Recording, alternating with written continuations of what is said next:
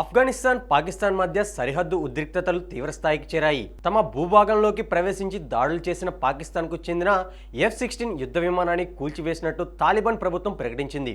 ఇందుకు ఆధారంగా విమాన శకలాలకు సంబంధించిన వీడియోను విడుదల చేయడం సంచలనం రేపుతుంది.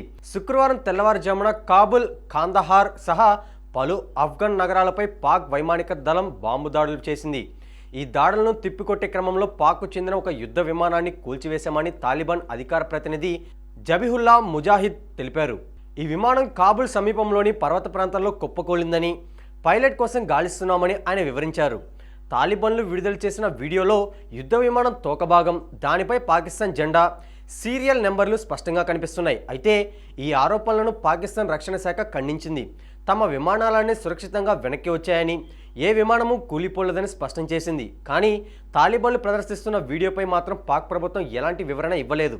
మరోవైపు తాము చేపట్టిన ఆపరేషన్ గజాబ్ లీల్ హాక్లో 133 మంది ఆఫ్ఘన్ సైనికులను మరణించారని పాక్ ప్రధాని షెహబాజ్ షరీఫ్ ప్రకటించారు.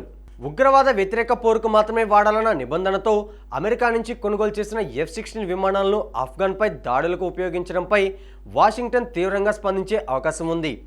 F-16 లాంటి శక్తివంతమైన విమానాన్ని కోల్పోవడం పాకిస్తాన్కు సైనిక పరంగా, అంతర్జాతీయంగా పెద్ద ఎదురుదెబ్బగా విశ్లేషకులు భావిస్తున్నారు. ఈ ఘటనతో ఇరు దేశాల మధ్య ఉద్రిక్తతలు మరింత పెరిగి పూర్తిస్థాయికి యుద్ధానికి దారి తీయవచ్చనే ఆందోళనలు వ్యక్తమవుతున్నాయి.